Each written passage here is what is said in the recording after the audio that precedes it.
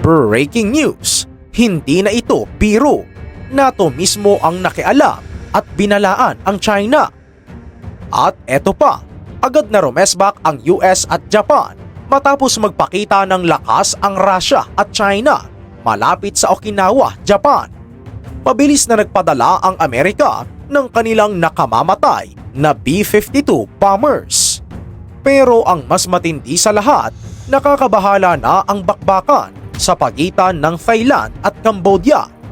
Lalong tumindi ang tensyon. 102 sundalo na ang nalagas sa Cambodia, habang mahigit 500,000 katao ang napilitang lumikas. At ngayon, ang tanong ng lahat, nasaan ang China? Hindi ba't kaalyado nila ang Cambodia? Bakit parang pinabayaan lang nila habang dinigmang todo ng Thailand? Simple lang, hindi makagalaw ang China dahil nakaabang ang Amerika. Ito na ba ang simula ng mas malawak na gulo? Panoorin at alamin kung bakit.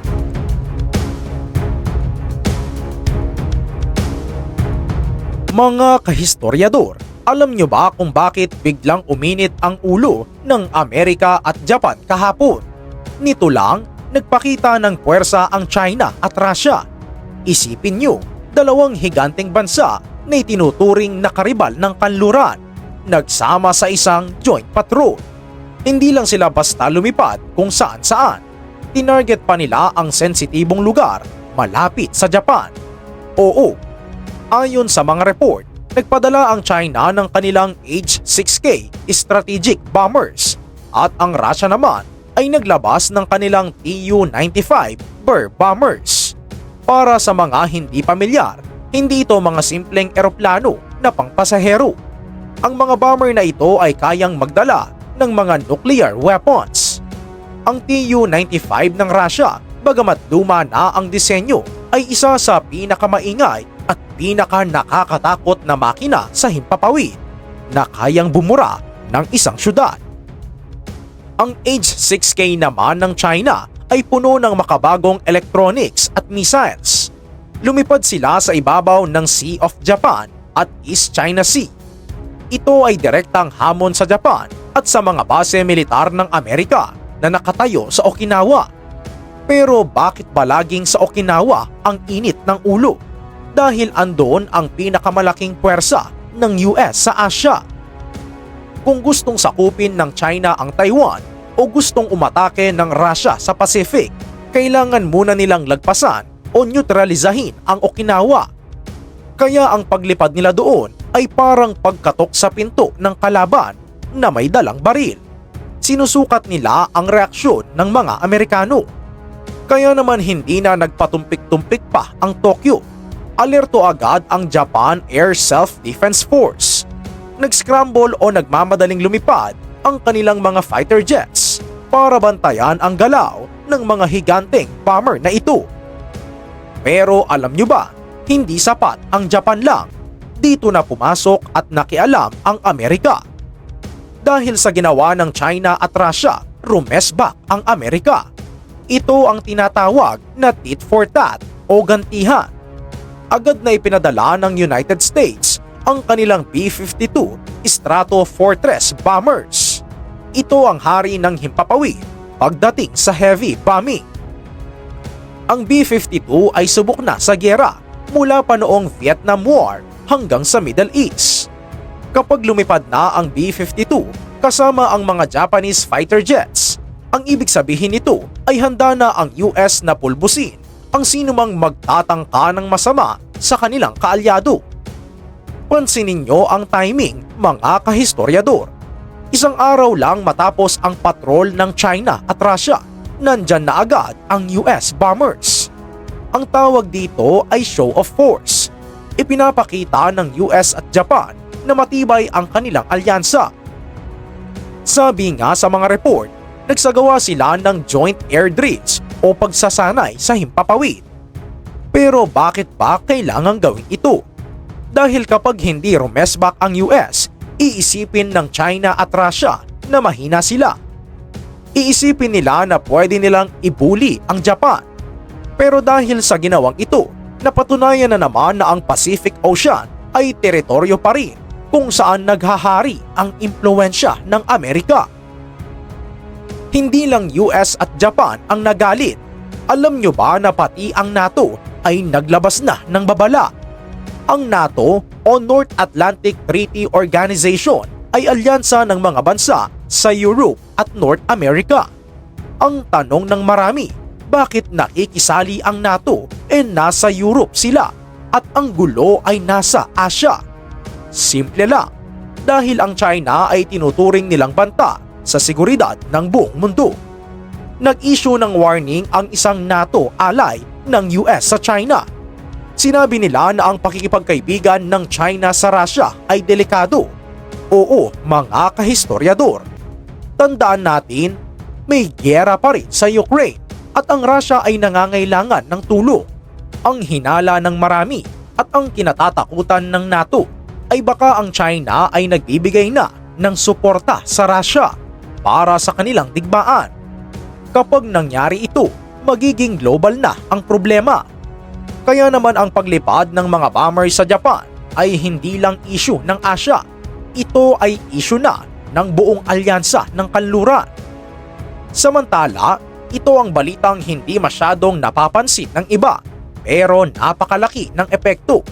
Habang nagpapakita ng lakas ang mga eroplano sa taas, sa baba naman, sa border ng Thailand at Cambodia ay tunay na dumana ang dugo.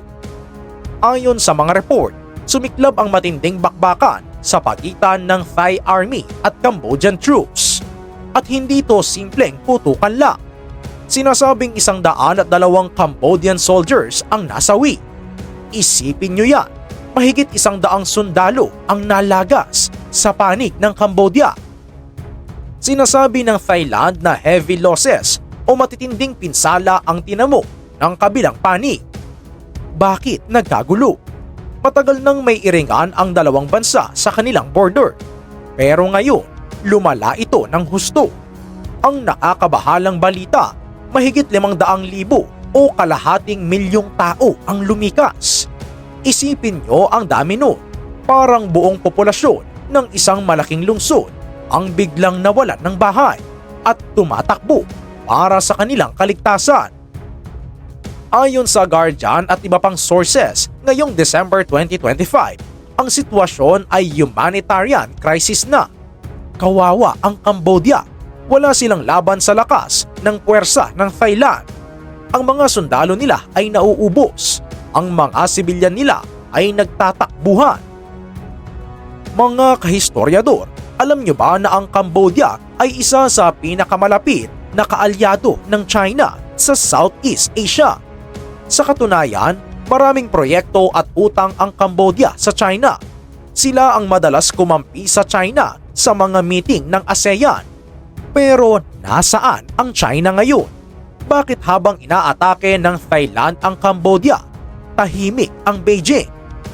Ang dahilan kaya hindi makagalaw ang China ay dahil sa ginagawa ng Amerika at Japan sa Hilaga.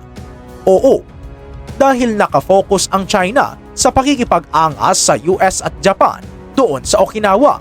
At dahil binabantayan sila ng mga mata ng NATO, hindi sila basta-basta makapagpadala ng tulong sa Cambodia. Naka-checkmate sila sa sitwasyon. Kung gagalaw ang China para tulungan ang Cambodia, baka lalong magalit ang US at ang Thailand na kaalyado rin ng US sa rehiyon. Kaya ang nangyayari, pinapanood na lang ng China ang Cambodia na maghirap. Ito ang mapait na katotohanan sa geopolitics. Kapag ang malalaking bansa na ang nagbabanggaan, ang maliliit na bansa ang naiipit at minsan iniiwan sa ere. Ang Cambodia ngayon ay nagmumukhang kawawa, walang Big Brother na sumasagip. Habang ang Big Brother ng Thailand na US ay abala sa pagpapakita ng lakas sa Pacific. Samantala, si Donald Trump ay kumilos na. Ang pagpasok ni Trump sa Thailand-Cambodia War ay nagpapahiwatig na ang US ay may interes na tapusin ang gulo sa South para makapag-focus sila sa North, sa China at Russia. Yes, mga kahistoryador. Kailangan ng US na maging peacemaker sa Thailand at Cambodia para hindi masira ang imahe nila sa rehiyon at para hindi magkaroon ng dahilan ang China na magpadala ng tropa doon. Mautak ang galawan, di ba? Ang mundo ay nagiging mas delikado. Ang show of force ng China at Russia ay hindi na lang basta drill. Ito ay paghahanda. Ang mabilis na resback ng US bombers ay senyales na ang Amerika ay hindi papayag na mawala ang kanilang dominasyon. Nakahanda ang gatilyo ng bawat panig. Isang maling galaw, isang maling pindot, pwede itong lumaki. Ang nangyayari sa Cambodia ay leksyon sa lahat ng maliliit na bansa, gaya natin. Hindi porket may makapangyarihan kang kaibigan, sasagipin kanila agad. Sa oras ng gipitan, sarili mo lang ang aasahan mo dahil ang mga superpowers ay may sariling interes na inuuna. Ang China na inaasahan ng Cambodia ay busy sa sarili niyang away. Mga kahistoryador, sa tingin nyo, tama ba na pinabayaan ng China ang Cambodia? At sa tingin nyo ba, ang pagpapakita ng US ng kanilang B-52 bombers ay makakapigil sa China? Ano ang masasabi nyo dito? I-comment nyo na yan sa ibaba para malaman din namin. Maraming salamat!